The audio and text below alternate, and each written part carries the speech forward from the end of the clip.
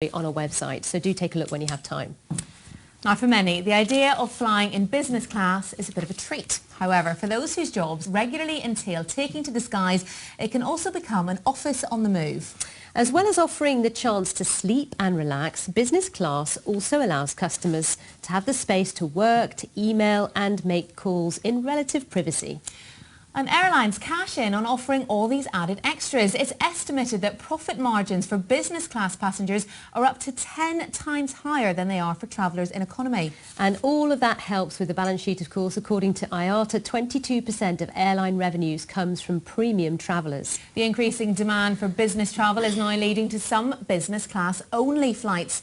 One of the companies leading that movement is Compagnie. They're an all business class airline that operates between Europe and the US. Well, we've got the boss and co-founder of the airline with us in the studio, Frantz Yvelin. Thank you so much for coming in. Now, I have to say, for Rachel and for I, we travel with 3 little boys on aeroplanes. So don't share them. The thought, yes, she's got 3, I've got 3. So the thought of a bed, privacy, bliss. It just sounds like another world to us. Yes, well, obviously, you know, when we created La Compagnie, what we did is only addressing the passenger's need. Before traveling on La Compagnie, before being able to fly with us, at traveling long haul, you only had 2 kinds of choices. Either a physical pain at traveling coach. That's what we experience. or a financial pain at traveling business with the other existing legacy carriers that you know, British Airways. We sort of see them beyond the curtain, don't we, Rachel? So what we are Right. offering is a business class, long haul, much cheaper than the others. Average is 2 to 3 times cheaper than the legacy carriers. Well, we can see one of your planes here, just so that the viewers can have a look and see what they look like. Now, at the moment, you travel between Paris and New York, and Luton Airport, which is north of London, and New York.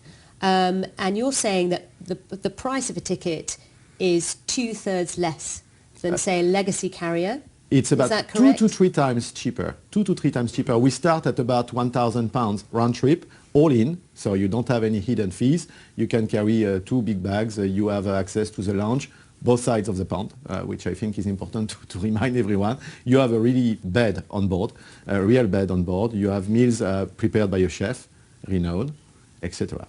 Now, other companies have tried this before, like Skyline. They've gone bust. You did it with your first airline, L'Avion, in 2007. You sold that on. Why do you think this one is going to succeed? Well, obviously, we see it as a success already on the Paris to New York route. We have started the Paris to New York operations back in 2014, and that's already a big success among our customers. The London route, it's coming up, it's ramping up. We are still about 10 points below Paris in terms of load factor, but the success starts to be here, and we are very happy.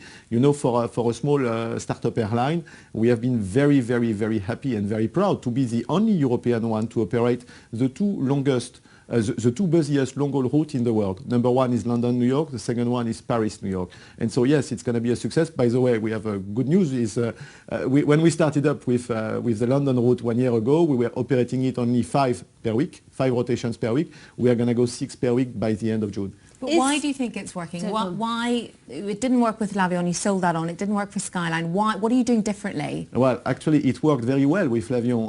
Or you may ask British Airways why they pay 78 million for it, for an investment which was less than 2 years earlier, 50 million. So that was a great operation in the end. And why is it going to work? Well, you know, I think in September 2008, the world has changed. The world has changed, and everybody from one day to the other became very cost conscious. We have about 60% of our passengers are corporations, and for corporations, they all are cost conscious, more and more, day after day.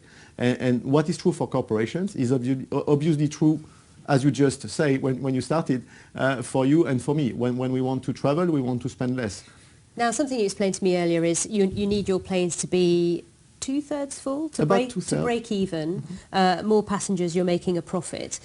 Currently, you're going Europe to New York. What about the other side of the world? Are you headed to Asia next? Where's your next destination? Well, first we want to reinforce our positions over the North Atlantic, subtitle getting more rotations between London and New York, more rotations between Paris and New York, but also possibly other destinations from New York to Europe.